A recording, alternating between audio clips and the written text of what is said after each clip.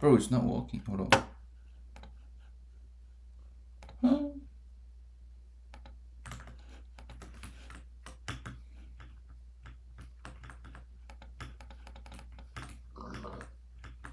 Ah, whatever. Jesus.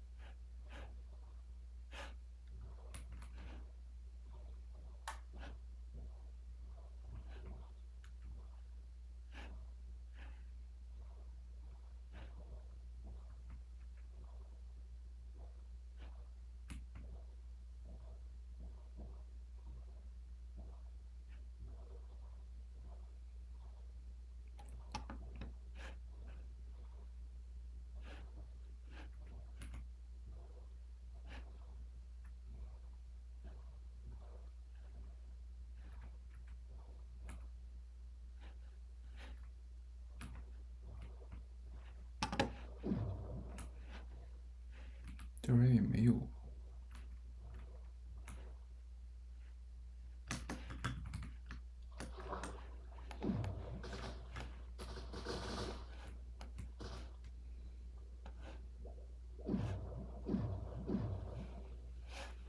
没有算了，了不起。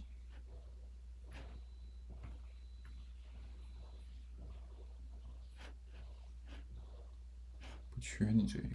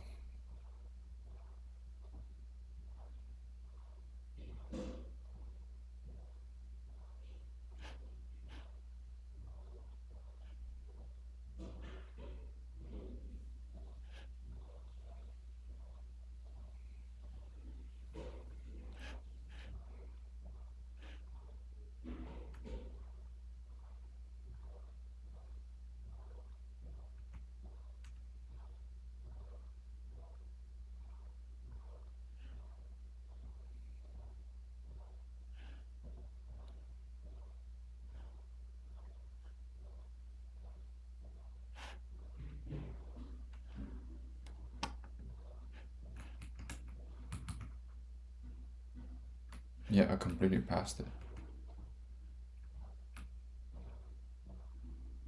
Wasn't paying attention.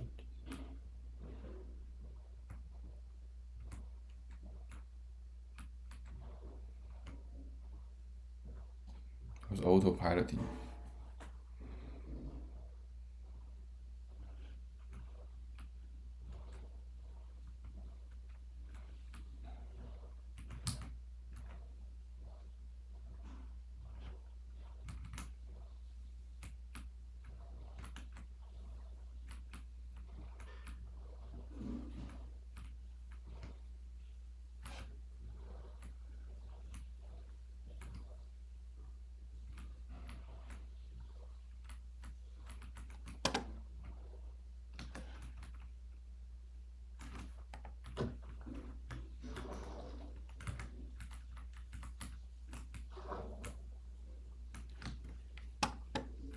Oh, it's right there.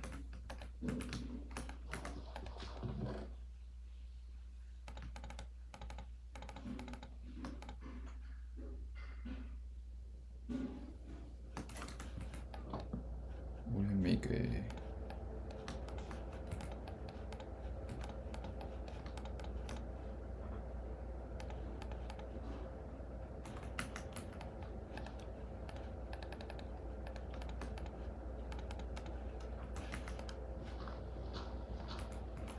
Dude, I'm so lucky recently. And what else do I need? That's pretty much it. I need food, of course. I got a little bit of food, but it's like, you're really sure that's food, dude?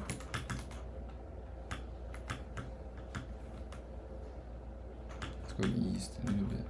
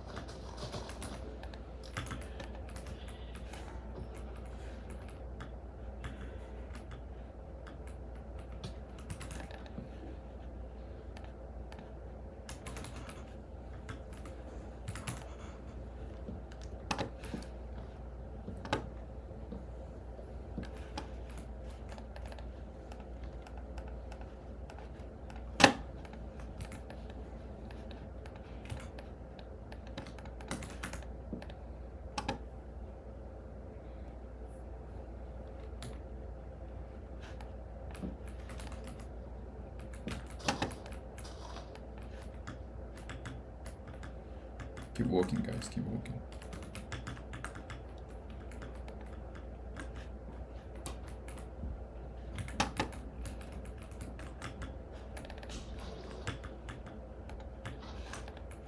I mean, ooh.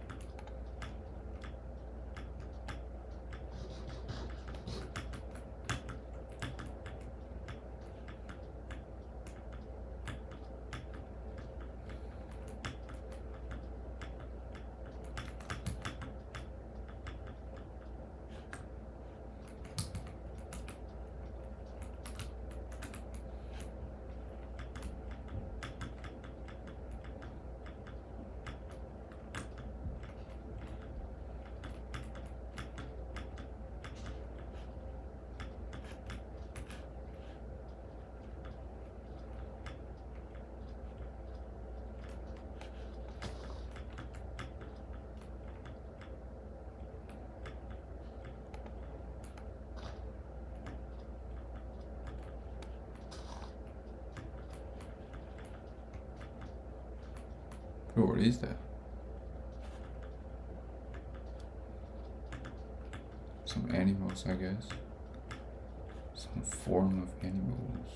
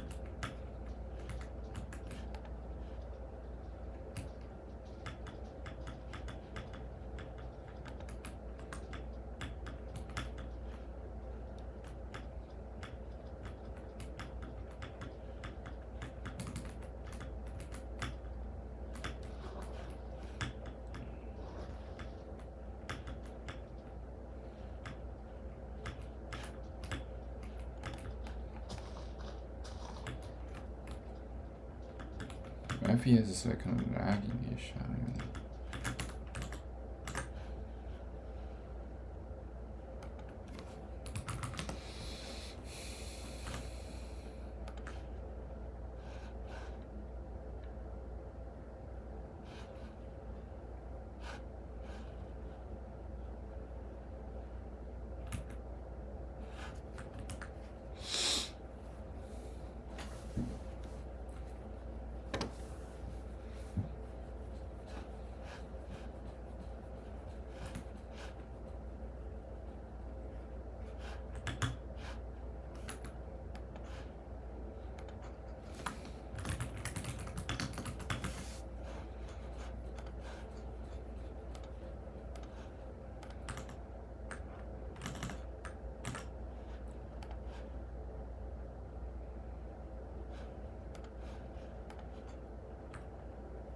He did care. Tamlin did care. Perhaps too much. He's giving me space to sort it out, I said, with enough of a bite that I barely recognized my voice. Let me help you, Reese said. We went through enough under the mountain. I flinched. She wins, Reese breathed. That bitch wins if you let yourself fall apart. I wondered if he'd been telling himself that for months now. Wondered if he too had moments when his own memories sometimes suffocated him deep in the night. But I lifted the book, firing 2 words down the bond between us before I blasted my shields up again. Conversation over. Like hell it is, he snarled. A thrum of power caressed my fingers, and then the book sealed shut between my hands. My nails dug into the leather and paper, to no avail. Bastard. Arrogant, presuming bastard. Slowly I lifted my eyes to him, and I felt not hot temper, but icy, glittering rage. I could almost feel that ice at my fingertips, kissing my palms. And I swore there was frost coating the book before I hurled it at his head. He shielded fast enough that it bounced away and slid across the marble floor behind us. Good, he said, his breathing a bit uneven. What else do you have, Farah? Ice melted to flame, and my fingers curled into fists. And the High Lord of the Night Court honestly looked relieved at the sight of it. Of the wrath that Wait, made I got him fucking rage diamond? and burn. I didn't know that, bro. A feeling, for once. Wait, in that case, that Not like that hollow cold and silence. And the thought of returning to that manor with the sentries and the patrols is it and the fucking? secrets. I sank back into my chair, frozen once more. Anytime you need someone to My bad. play with, Reese said, pushing the plate toward me on a star-flecked wind. Whether it's during our marvelous week together or otherwise. you let me know. I got diamond, guys. I couldn't muster up a response, exhausted from the bit of temper I'd shown. And I realized I was in a free fall with no end. I had been for a while. From the moment I'd stabbed that thing here we go. in the heart. I didn't look up at him again as I devoured the food. The next morning, Tamlin was waiting in the shade of the gnarled mighty oak tree in the garden. A murderous expression twisted his face, directed solely at Reese. Yet there was nothing amused in Reese's smile as he stepped back from me, only a cold, cunning predator gazing out. Tamlin growled at me. Get inside. I looked between the two High Lords, and seeing that fury in Tamlin's face, I knew there would be no more solitary rides or walks. Thunderstorm. Reese just said to me, fight it. And then he was gone. I'm fine, I said to Tamlin as his shoulders slumped, his head bowing. I will find a way to end this, he swore. I wanted to believe him. I knew he'd do anything to achieve it. He made me again walk through every detail I had learned at Reese's home. Every conversation, however brief. I told him everything, each word quieter than the last. Protect, protect, protect. I could see the word in his eyes, feel it in every thrust he made into my body that night. I had been taken from him once in the most permanent of ways, but never again. The sentries returned in full force the next morning.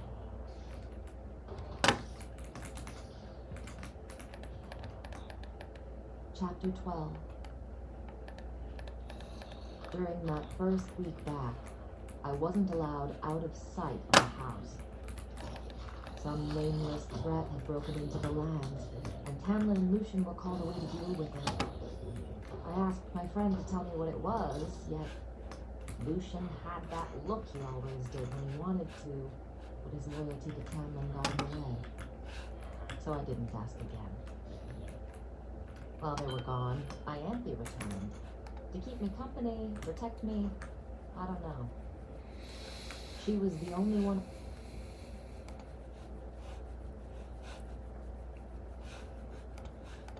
Three poses for yourself, which are around your comfort zone. So, as we're finding out from your comfort zone, I want you to find 3 new ones. You can set up your tent and work from on until you can't stop anymore and feel too far away, but you'll always be able to do better. Yes, so I want you to reach out in the furthest way possible. So, one more time.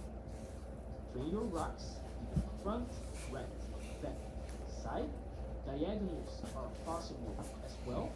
2, find 3 new exits for yourself to use in your poses. So be aware of where you're standing, what you're doing, and what you're capable of in that exact moment when you found a new position. We want to do ×3. By the way, if you got this, and you put this on video, share it. Because we want to see that stuff as well. So, we got 2 objectives right now. The third one is adapting the music over both of these 2.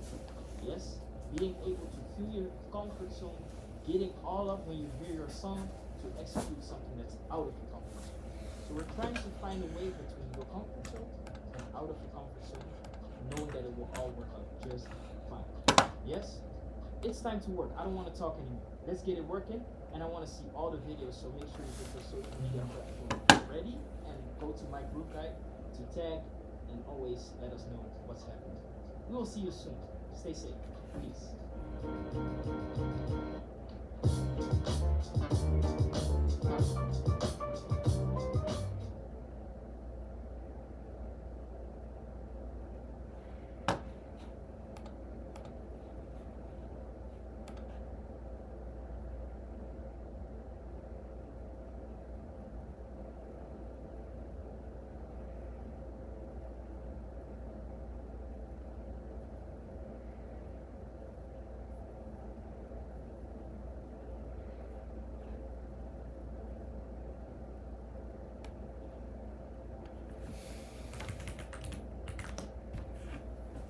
Can I? Then.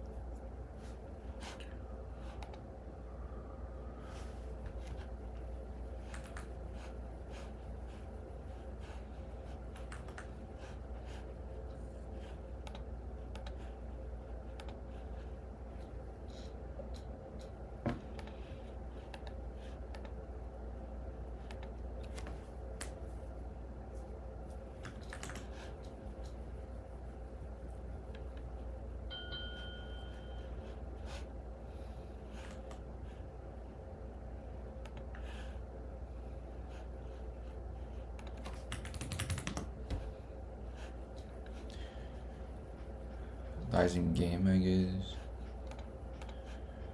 Or I can just like use those.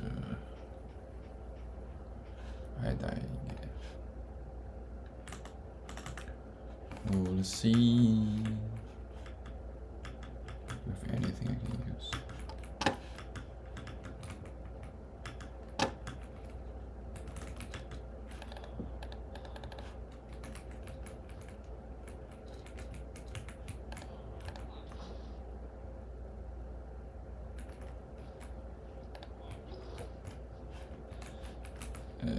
Anyhow, me.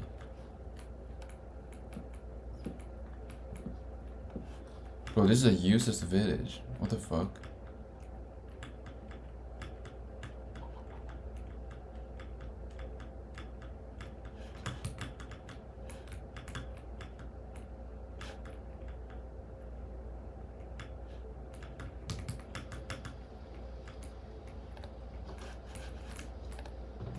Oh my god. Wait, there's a ship.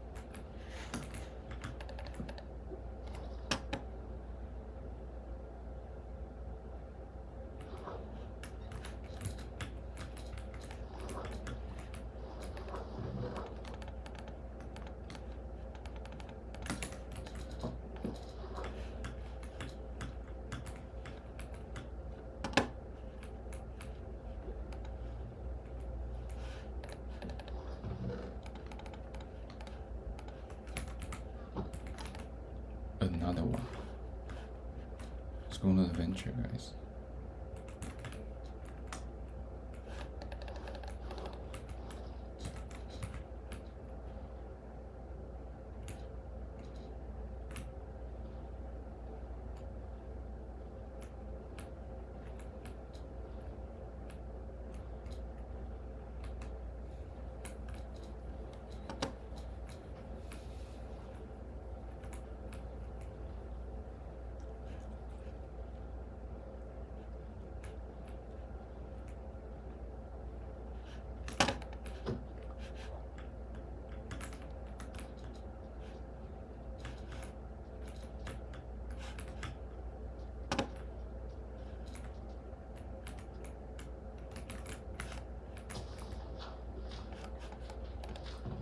Damn, whoa.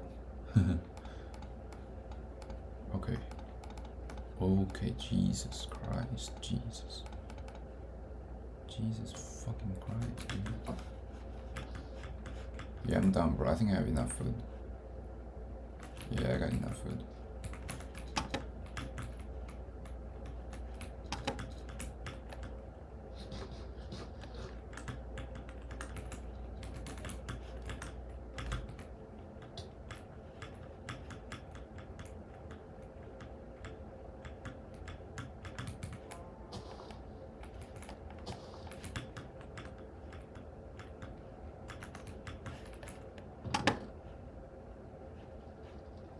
Silk touch.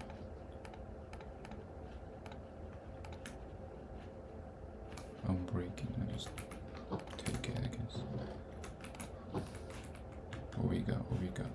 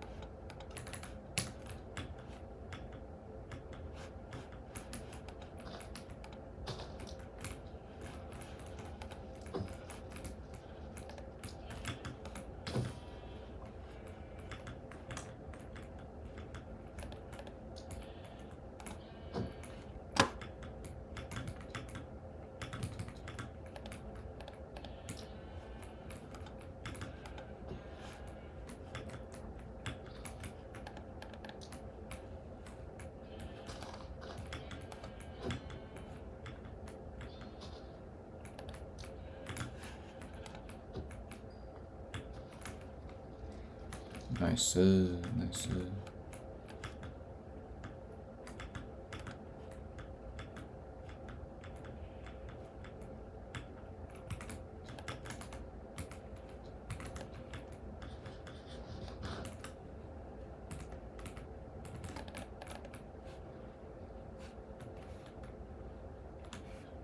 Let's go south. Ooh, there's actual village. There's a village, guys. Then that's what I need, brother. That's what I need.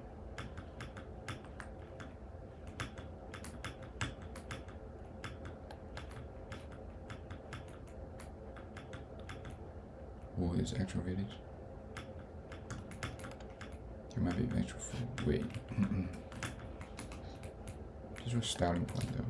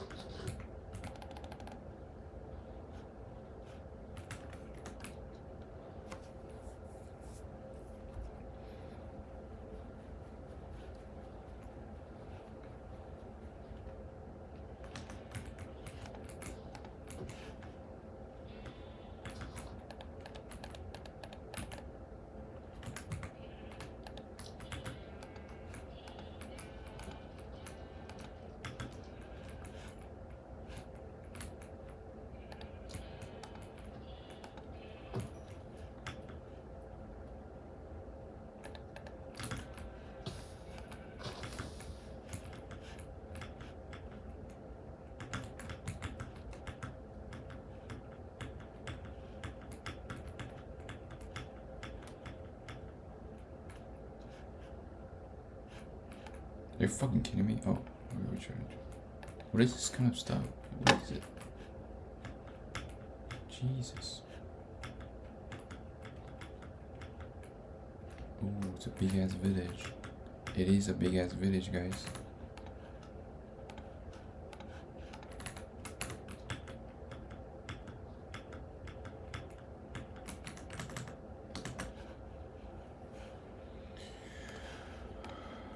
Allowed in. The semi-permanent gaggle of spring court lords and ladies at the manor had been dismissed, along with their personal servants. I was grateful for it, but I no longer would run into them while walking the halls of the manor or the gardens and have to dredge up a memory of their names, personal histories. No longer have to endure them trying not to stare at the tattoo. Talk. I knew Tamlin liked having them around. Knew some of them were indeed old friends. Knew he liked the manor being full of sound and laughter and chatter. Yet I found they all talked to each other like they were sparring partners. Pretty words masking sharp-edged insults. Mira, Mishima. I was glad for the silence, even as it became a weight on me, even as it filled my head until there was nothing inside of it beyond emptiness. Eternity. Was this to be my eternity? I was burning through books every day. Stories about people and places I'd never heard of. They were perhaps the only thing that kept me from teetering into utter despair. Tamlin returned 8 days later, brushing a kiss over my brow and looking me over, and then headed to the study, where Ianthe had news for him. But I was also not to hear. Alone in the hall, watching as the hooded priestess led him toward the double doors at its other end, a glimmer of red. My body tensed, instinct roaring through me as I whirred. Not Amarantha. Lucian. The red hair was his, not hers. I was here, not in that dungeon. My friend's eyes, both metal and flesh, were fixed on my hands, where my nails were growing, curving, not into talons of shadow, but claws that had shredded through my undergarments time and again. Stop, stop, stop, stop, stop. It did. Like blowing out a candle, the claws vanished into a wisp of shadow. Lucian's gaze slid to Tamlin and Ianthe, unaware of what had happened, and then he silently inclined his head, motioning to me to follow. We took the sweeping stairs to the second level, the halls deserted. I didn't look at the paintings flanking either side. Didn't look beyond the towering windows to the bright gardens. We passed my bedroom door, past his own, until we entered a small study on the second level, mostly left unused. He shut the door after I'd entered the room and leaned against the wood panel. "How long have the claws been appearing?" he said softly. That was the first time. My voice rang hollow and dull in my ears. Lucian surveyed me, the vibrant fuchsia gown Ianthe had selected that morning, the face I didn't bother to set into a pleasant expression. "There's only so much I can do," he said hoarsely. "But I'll ask him tonight about the training. The powers will manifest."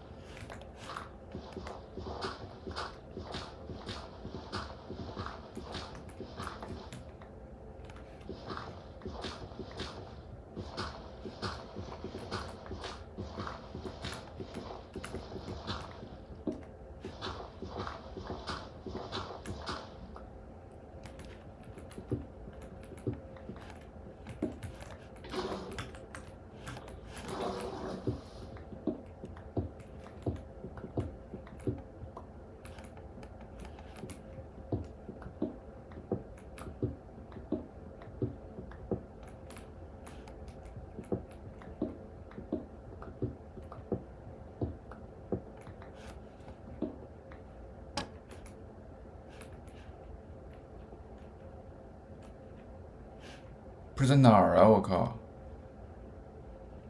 找不到了就行。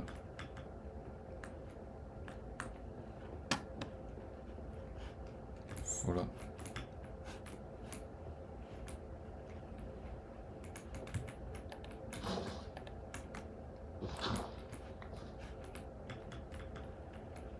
The fuck?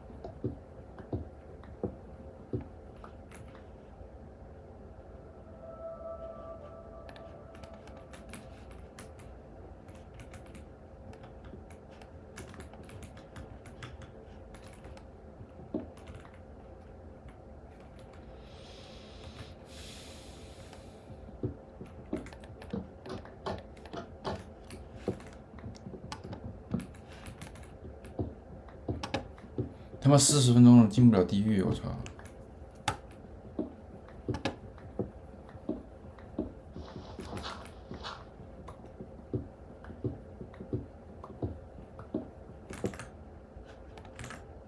Best whether we train you or not, no matter who's around.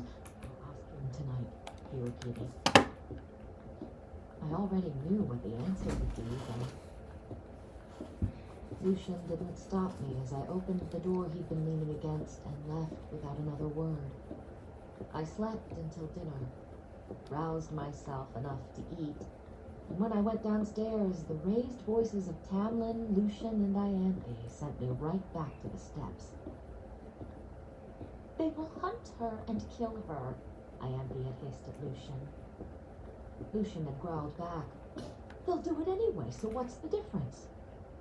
The difference, Ianthe had seethed, lies in us having the advantage of this knowledge.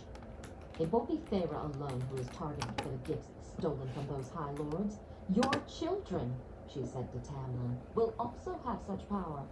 Other High Lords will know that. And if they do not kill Feyre outright, then they might realize what they stand to gain if gifted with offspring from her too.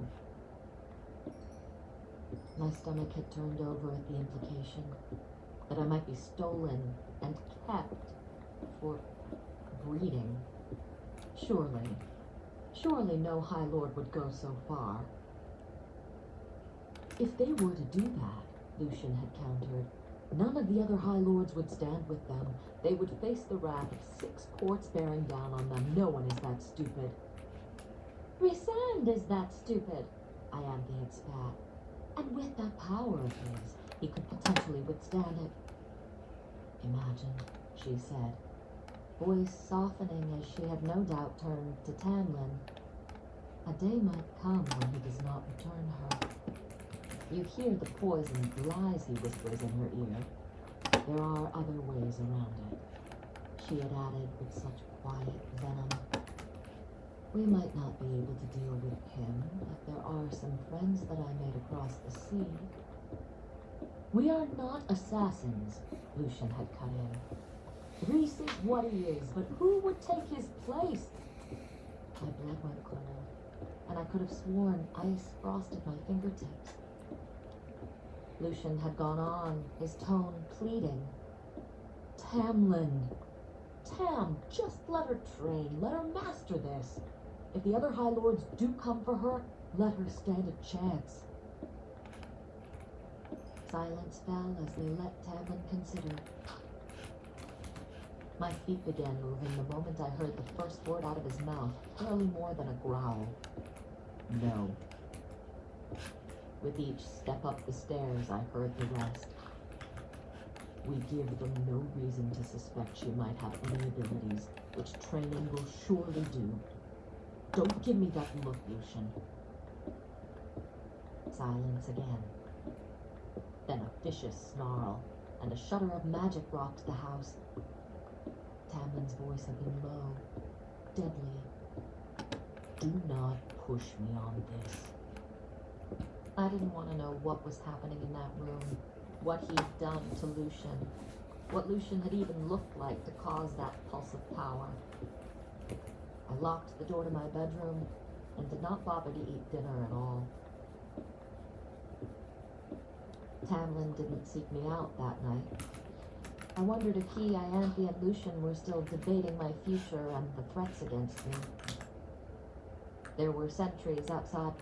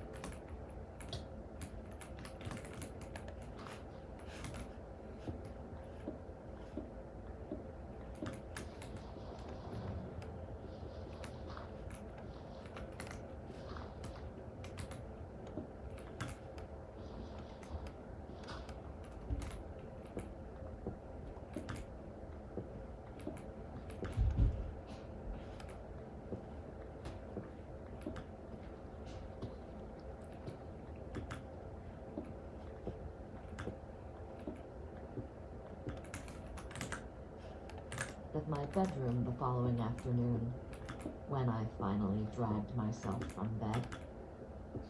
According to them, Tamlin and Lucian were already holed up in his study. Without Tamlin's courtiers poking around, the manor was again silent as I, without anything else to do, headed to walk the garden paths I'd followed so many times I was surprised the pale dirt wasn't permanently etched with my footprints. Only my steps sounded in the shining halls as I passed guard after guard, armed to the teeth and trying their best not to gawk at me. No one spoke to me. Even the servants had taken to keeping to their quarters unless absolutely necessary. Maybe I'd become too slothful. Maybe my lazing about made me prone to these outbursts. Anyone might have seen me yesterday.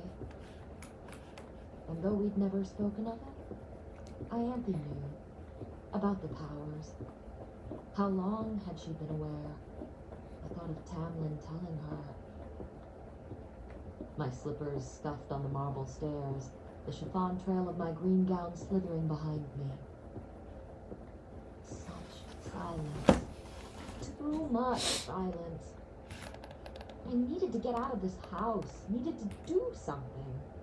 If the villagers didn't want my help, then fine. I could do other things, whatever they were.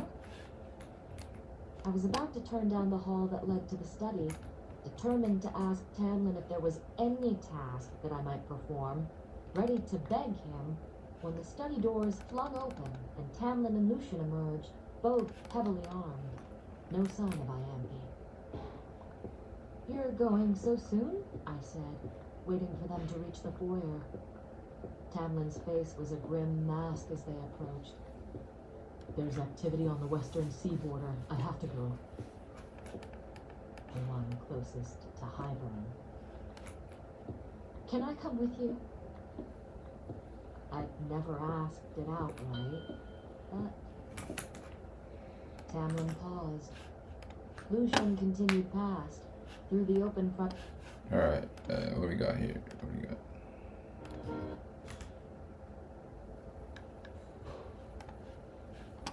Creativity. You can teach that, bro?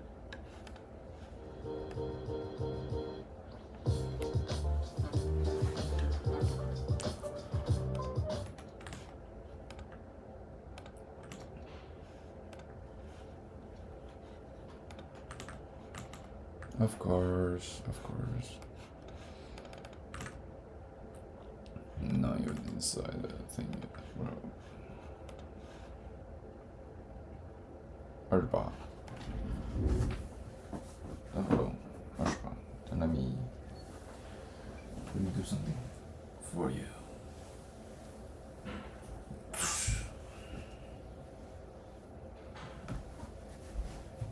When you ate, bro. Don't do this. Work on my abs.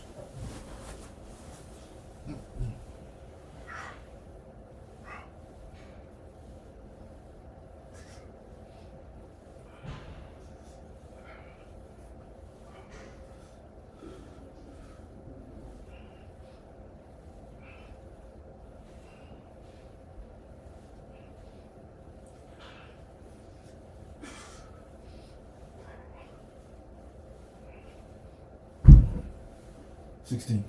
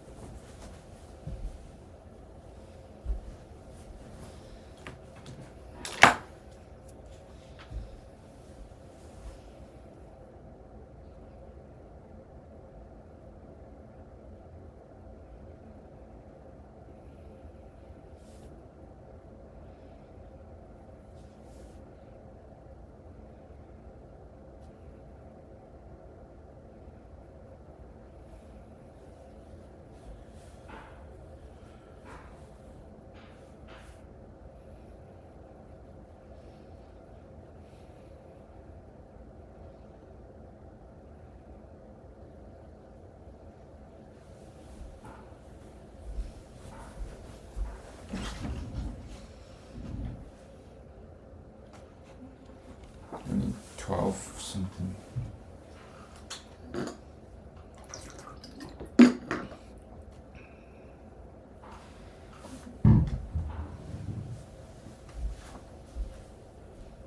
Let's do that.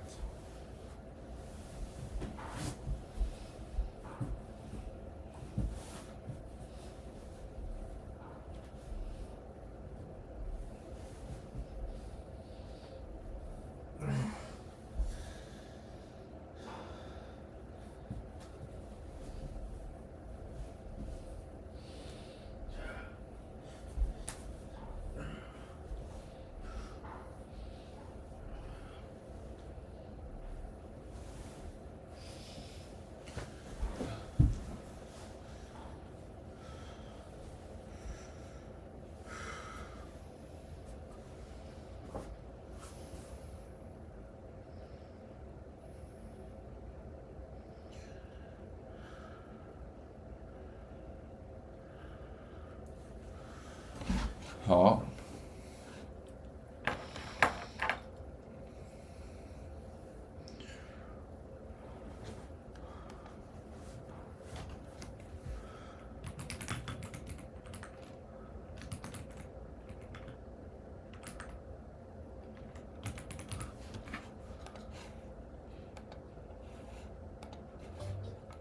In this class, I'm going to take few exercises and few tips and give you few tips to be able to let your creativity speak, you know, because I think everybody have creativity, but the thing is how to just make it happen, because everybody has you also. So, yo everyone, welcome to my new class. This one is about how to be more creative or how to be creative, right? So for this class, it's going to be a little bit different, right? I'm going to give you a lot of exercises, and I really wish you to try your best and make it happen. You know, there is no specific point.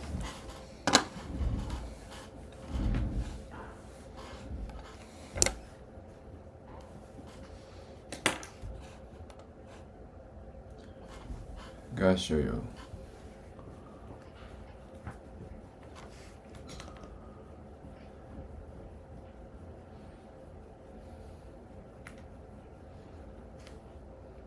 가까요. 고양이. 했어요.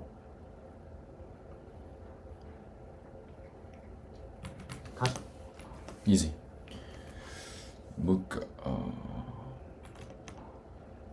Mukabaka.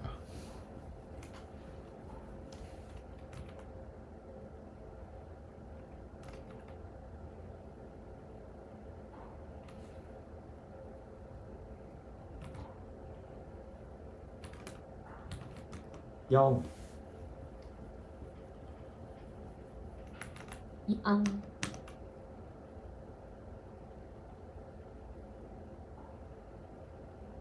중기.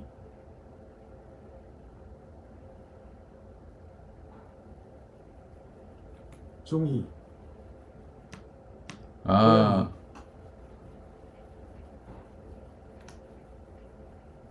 Go yam ni. Okay. Committed. Yeah.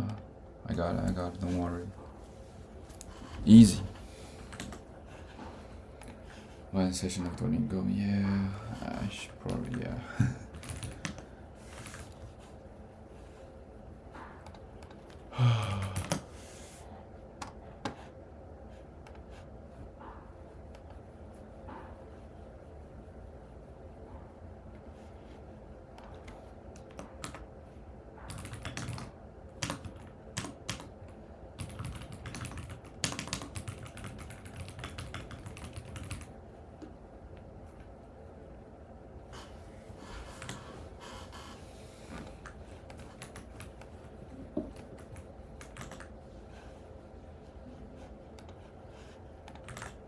The doors of the house, barely able to hide his wince. "I'm sorry," Tamlin said, reaching for me. I stepped out of his grip. "It's too dangerous." "I know how to remain hidden. Just take me with you." "I won't risk our enemies getting their hands on you." "What enemies? Tell me something." I stared over his shoulder toward where Lucian lingered in the gravel beyond the house entrance. No horses. I suppose they weren't necessary this time when they were faster without them. But maybe I could keep up. Maybe I'd wait until they left, then don't even think about it, Tamlin warned. My attention snapped to his face. He growled, "Don't even try to come after us." "I can fight." I tried again. A half-truth. A knack for survival wasn't the same as trained skill. "Please." I'd never hated a word more. He shook his head, crossing the foyer to the front doors. I followed him, blurting, "There will always be some threat. There will always be some conflict or enemy or something that keeps me in here." He slowed to a stop just inside the towering oak doors, so lovingly restored after Amarantha's cronies had trashed them. "You can barely sleep through the night," he said carefully. I retorted, "Neither can you." But he just plowed ahead. "You can barely handle being around other people." "You promised." My voice cracked, and I didn't care that I was begging. "I need to get out of this house." "Have Braun take you and Ianthe on a ride." "I don't want to go for a ride." I splayed my arms. "I don't want to go for a ride, or a picnic, or pick wildflowers. I want to do something, so take me with you."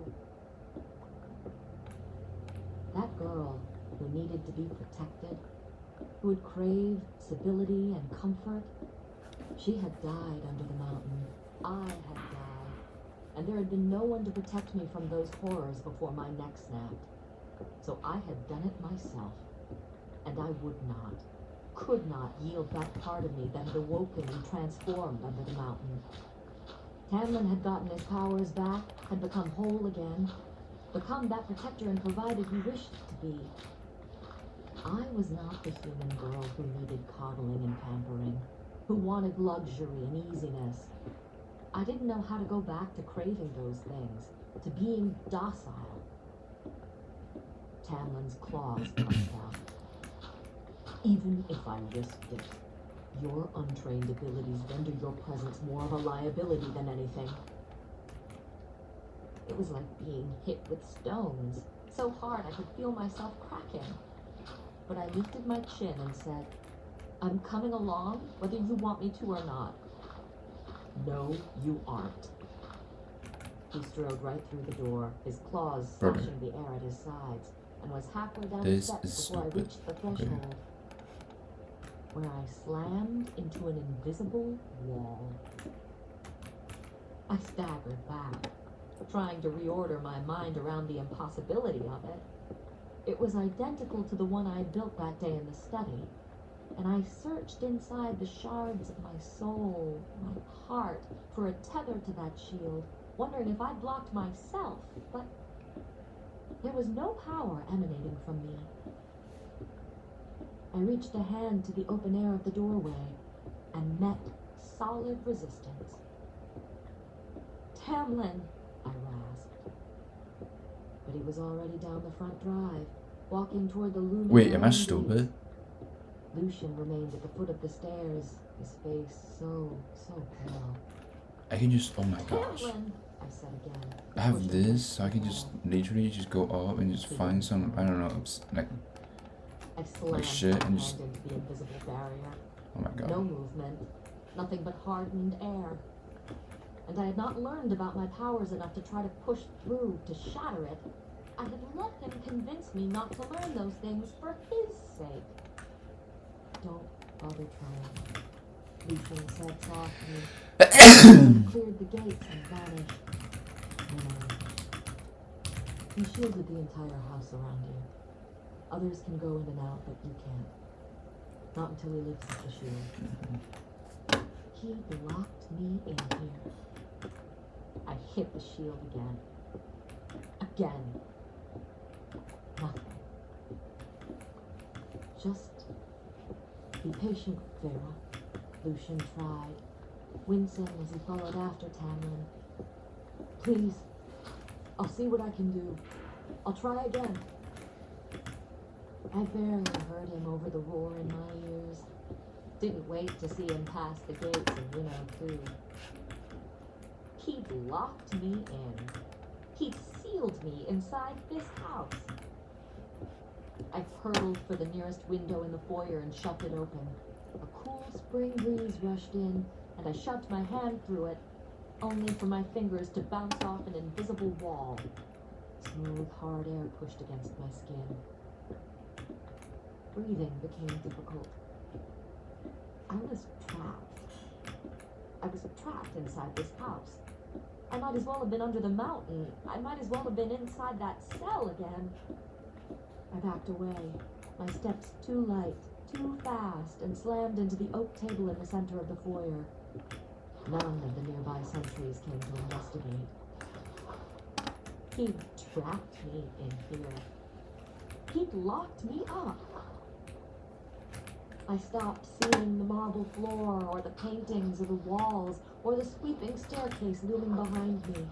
I stopped hearing the chirping of the spring birds, or the sighing of the breeze through the curtains. And then crushing black pounded down and rose up from beneath, devouring and roaring and shredding. It was all I could do to keep from screaming, to keep from shattering into 10,000 pieces as I sank onto the marble floor, bowing over my knees and wrapped my arms around myself. He'd trapped me. He'd trapped me. He'd trapped me. I had to get out, because I'd barely escaped from another prison once before, and this time, winnowing, I could vanish into nothing but air and appear somewhere else, somewhere open and free. I fumbled for my power, for anything, something that might show me the way to do it, the way out. Nothing. There was nothing, and I had become nothing, and I couldn't ever get out. Someone was shouting my name from far away. Alice. Alice. But I was ensconced in a cocoon of darkness and fire and ice and wind. A cocoon that melted the ring off my finger until the golden ore dripped away into the void, the emerald tumbling after it. I wrapped that raging force around myself as if it could keep the walls from crushing me entirely, and maybe buy me the tiniest sip of air. I couldn't get out. I couldn't get out. I couldn't get out. Slender, strong hands gripped me under the shoulders. I didn't have the strength to fight them off. One of those hands moved to my knees, the other to my back, and then I was being lifted, held against what was unmistakably a female body. I couldn't see her, didn't want to see her. Amarantha. Come to take me away again, come to kill me at last. There were words being spoken around me. Two women. Neither of them was Amarantha. Please take care of her. Alice. From right by my ear, the other replied, consider yourselves very, very lucky that your High Lord was not here when we arrived. Your guards will have one hell of a headache when they wake up, but they're alive. Be grateful. More held me, carried me. The darkness guttered long enough that I could draw breath, that I could see the garden door she walked toward. I opened my mouth, and she peered down at me and said, did you think this shield would keep us from you? Reese shattered it with half a thought. And I didn't spy Reese anywhere, not as the darkness whirled back in. I clung to her, trying to believe, to think. You're free, Moore said tightly. You're free.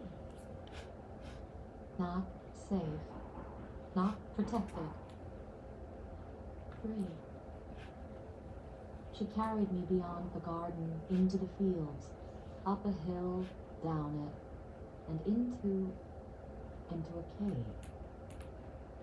I must have started bucking and thrashing in her arms because she said, you're out, you're free, again and again and again as true darkness swallowed us. Half a heartbeat later, she emerged into sunlight. Bright strawberry and grass-scented sunlight. I had thought that this might be summer. Then a low, vicious growl split the air between us, cleaving even my darkness. I did everything by the book, Moore said to the owner of that growl. I was passed from her arms to someone else's, and I struggled to breathe, fought for any trickle of air down my lungs, until Rhysand said, then we're done here. Wind tore at me, along with ancient darkness. But a sweeter, softer shade of night caressed me, stroking my nerves, my lungs, until I could at last get air inside, until